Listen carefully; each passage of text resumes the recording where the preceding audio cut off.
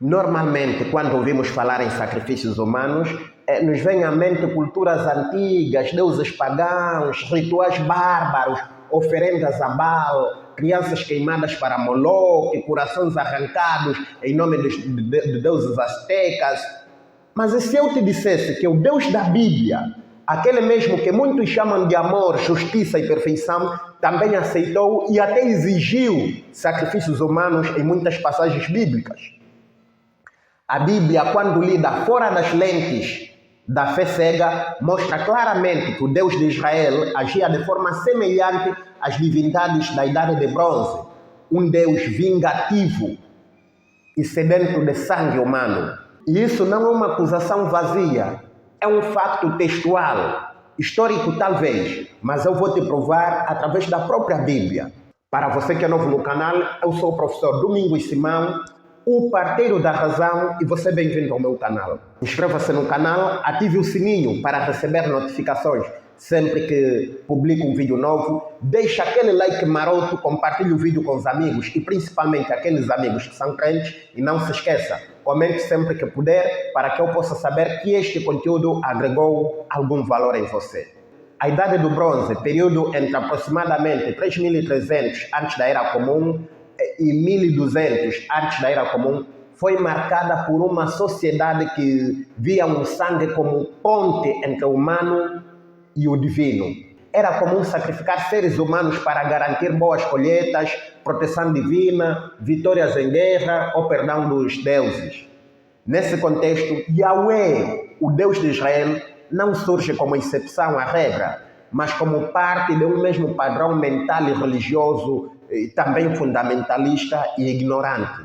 O Deus da Bíblia é tão sedento de sangue que em Gênesis capítulo 6, versículo 6, um período em que os homens não adoravam e, portanto, não faziam sacrifícios de sangue, ele arrependeu-se de ter criado o homem e, como vingança, cometeu um genocídio, afogando toda a humanidade num dilúvio, exceto Noé e sua família. Agora, depois do dilúvio, Noé ofereceu um sacrifício de sangue como agradecimento por Deus lhe ter poupado a vida.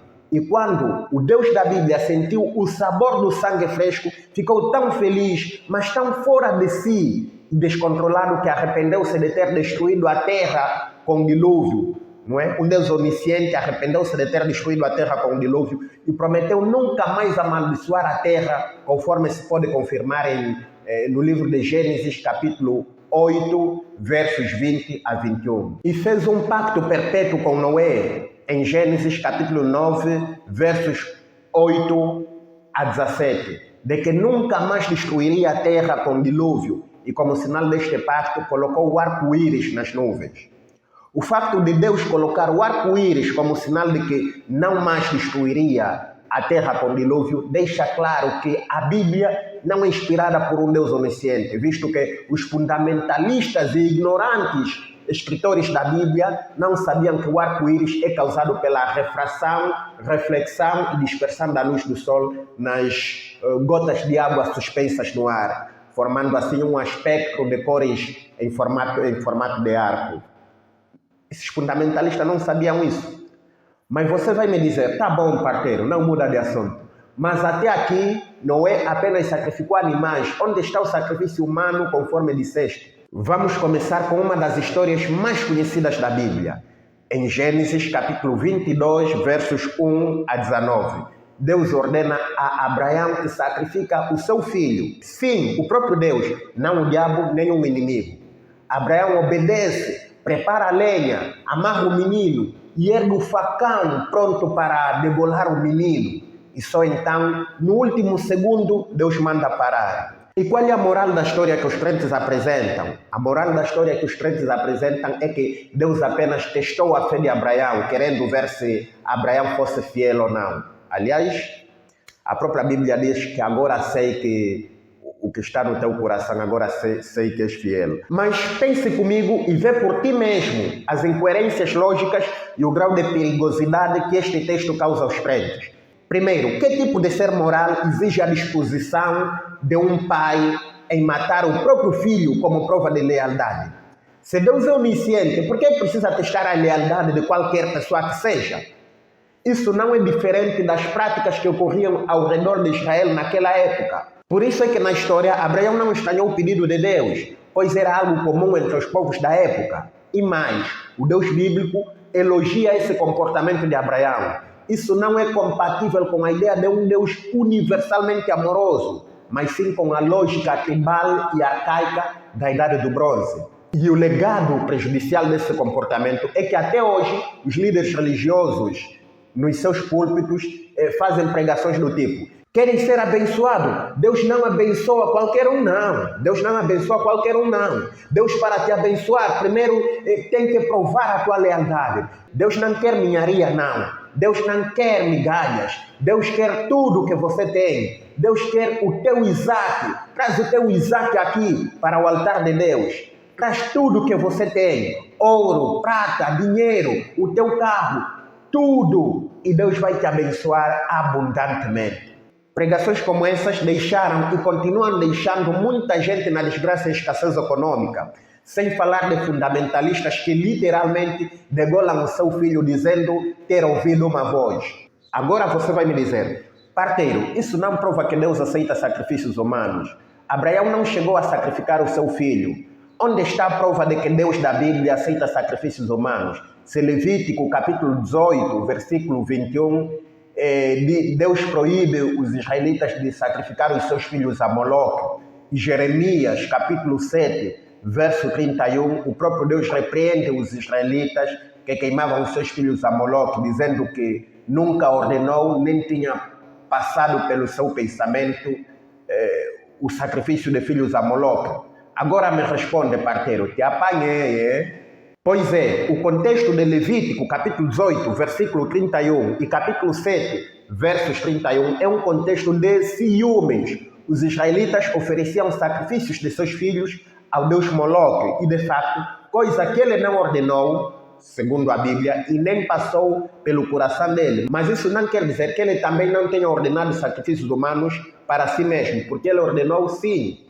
Se no capítulo 18, versículo 31 de Levítico, Deus proibiu o sacrifício humano a Moloque, no mesmo livro, no capítulo 27, versos 39, ele ordena sacrifícios humanos tendo como beneficiário ele mesmo. Levítico, capítulo 18, versos 31. Nenhuma pessoa dentre os homens que for devotada ao Senhor será resgatada, certamente morrerá. Ou seja, todo aquele que fizer voto de uma pessoa não pode resgatá-la.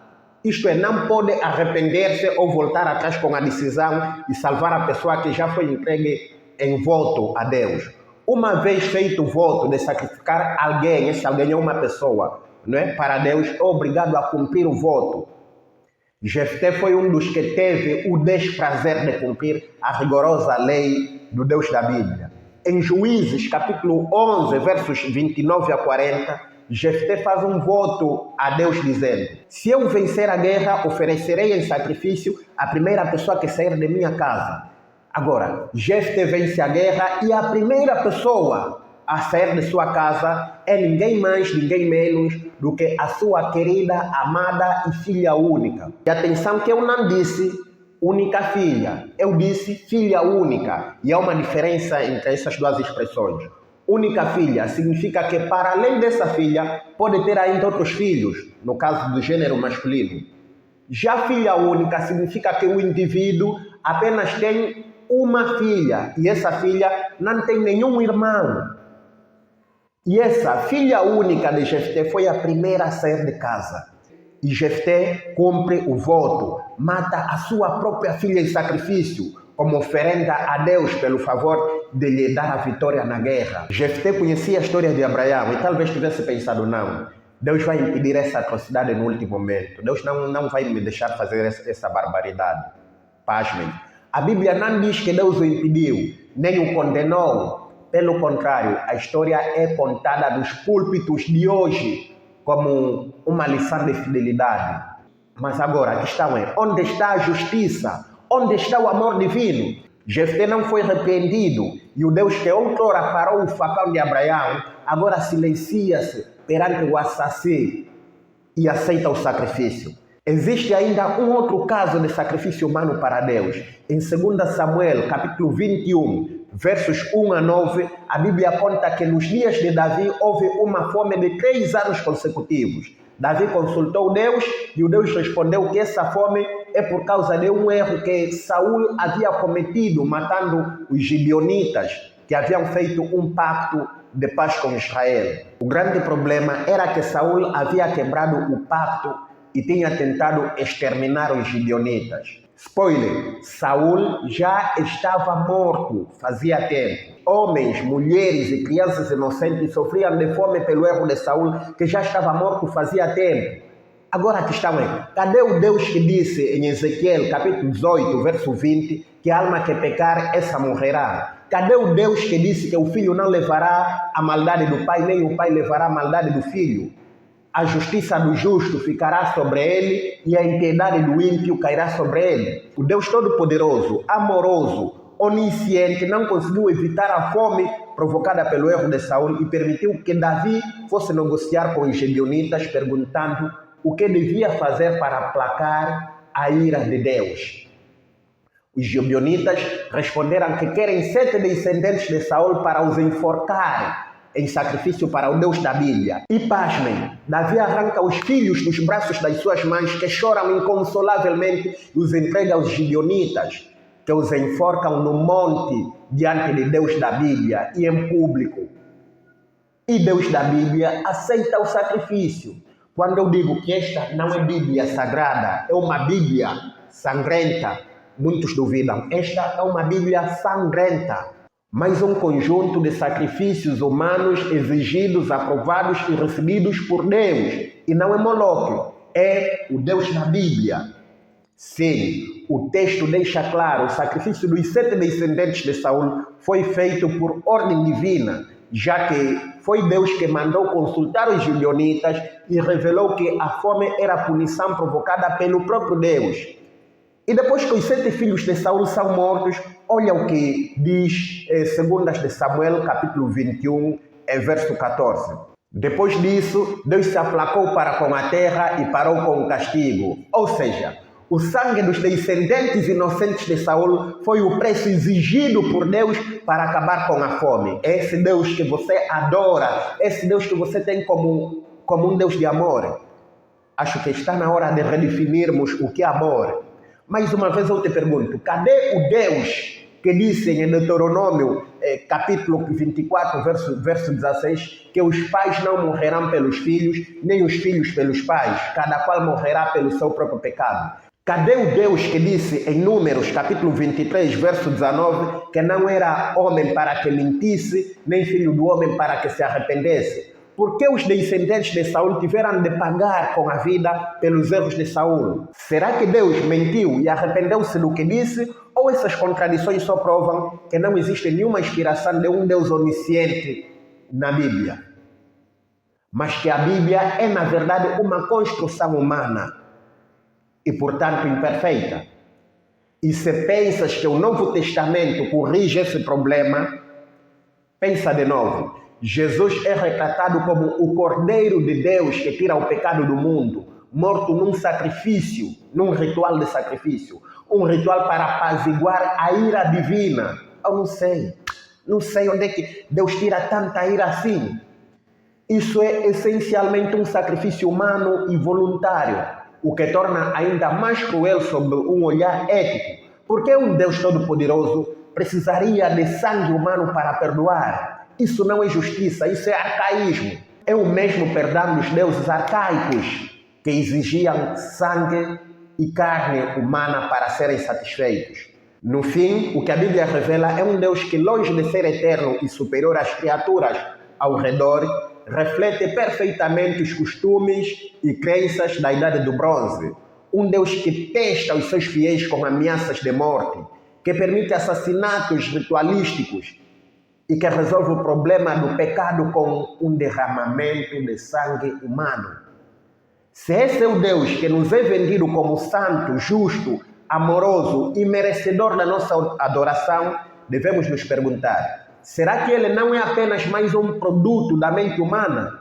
um reflexo dos medos, da ignorância e da moralidade primitiva dos povos antigos. Enquanto muitos religiosos tentam limpar a imagem de Deus e reinterpretando ou ignorando esses textos, a Bíblia permanece ali, com as suas páginas manchadas de sangue. Não metafórico, mas sangue literal. Uma Bíblia sangrenta.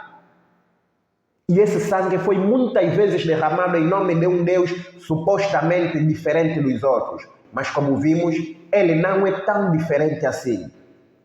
Eu apenas sou o parteiro da razão que ajuda a dar a luz a ti mesmo, a nascer de novo no mundo real, na realidade, e sair da caverna, sair do mundo da fantasia e aceitar a dura realidade, que é o mundo real, que é o mundo em que vivemos. A realidade massacra, isso é verdade, eu sei, mas é tão libertadora. Aqui nós tiramos a máscara da religião e mostramos o que a Bíblia realmente diz, não o que os pastores querem que você acredite que a Bíblia diz. E se este vídeo agregou algum valor em você, inscreva-se no canal para receber mais conteúdos semelhantes a este, dá um like, comenta e compartilha. Aquele fortíssimo abraço, pois eu fui.